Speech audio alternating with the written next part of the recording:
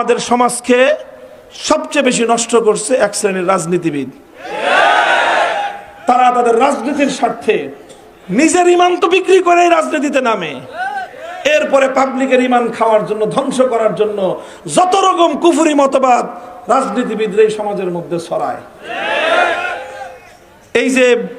এই যে বিদায় হলো যে ফ্যাসিবাদী সরকার, এদের সবচেয়ে বড় একটা কুফরি মতবাদ ছিল ধর্ম যার যার, উৎসব সবার। এই ফ্যাসিবাদী আওয়ামী লীগকে দেখে দেখে বিএনপির গু খাওয়া কিছু মানুষ একই কথা বলে। এই সমস্ত কুফরি কথা বলার আগে তুমি তোমার ইমানের পরিচয়টাকে ত্যাগ করে নাও, কারণ এই ধরনের কুফরি মতবাদ ধারণ করলে কোনো মানুষ ইমানদার হতে পারে না।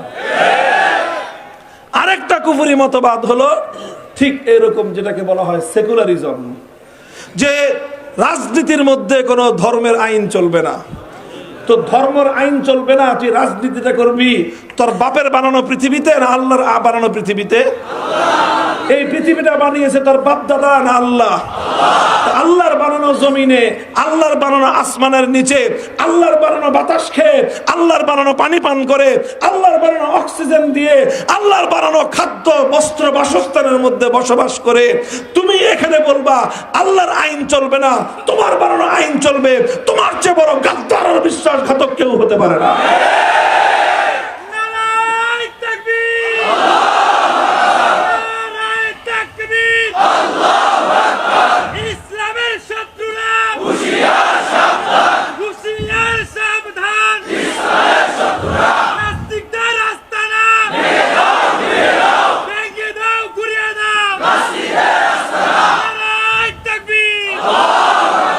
মুহতারাম হাজিরিন, আমি জানি না যে আমার এই কথার পরেও হয়তো আপনারা অনেকে দুনিয়ার স্বার্থে, দুনিয়ার ক্ষমতার স্বার্থে, দুনিয়ার পাওয়ারের স্বার্থে, দুনিয়ার টাকা পয়সার স্বার্থে আপনারা হয়তো অনেকে কুফরি মতবাদের বিশ্বাসী হয়ে রাজনীতি করবেন।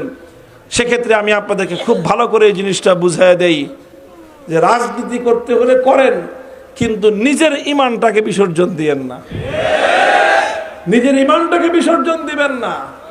মনে রাখবেন যে এই যে আমাদের দেশেও এই যে আইন তৈরি করবার জন্য সার্বভৌম ক্ষমতা দিয়ে রাখা হয়েছে সংসদকে। কাকে? জাতীয় সংসদে যেটা আইন তৈরি হবে সেটাই আইন, চাই সেই আইনটা আল্লাহর আইনের বিরুদ্ধে হোক অথবা আল্লাহর আইনের পক্ষে হোক। এই জন্য আমাদের জাতীয় সংসদ আল্লাহর আইনের বিরুদ্ধে অনেকগুলো আইন তৈরি করে রেখেছে, অথচ এই আইন তৈরি করার অধিকার আল্লাহ পাক কাউকে দেন নাই। আল্লাহর আইনের বিরুদ্ধে আইন তৈরি করার অধিকার আল্লাহ কাউকে দেন নাই।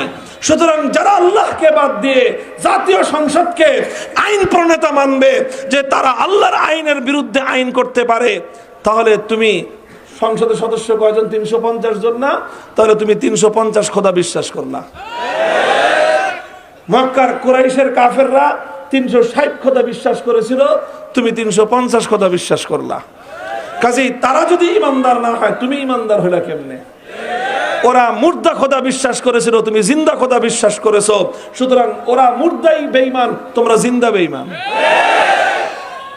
এই জন্য এই জায়গাটা পরিষ্কার করে রাখবেন, খুব ভালো করে পরিষ্কার করে রাখবেন যে আইন বিধান চূড়ান্ত ভাবে এমন বিধান যেই বিধানের বিরুদ্ধাচরণ কেউ করতে পারে না, এমন বিধান যেই বিধান বাতিল করার অধিকার দুনিয়ার কারো নাই। এইরকম বিধান দিতে পারেন একমাত্র কে? আল্লাহ যেই বিধান দিয়েছেন, সারা দুনিয়ার সমস্ত মানুষ মিলে আল্লাহর বিধানের লক্ষ লক্ষ কোটি কোটি ধারার একটা ধারাও পরিবর্তন করার অধিকার নাই। যারা আল্লাহর বিধানের মধ্যে হাত দিবে তারা সব হলো বেঈমান এবং কাফের। আল্লাহ পাক বুঝবার তৌফিক দান করেন। ইন্নাল্লাযীনা ক্বালু রাব্বুনাল্লাহ, এই যে দেখেন একটা কথার উপরে যে এত বড় পুরস্কার এমনি না।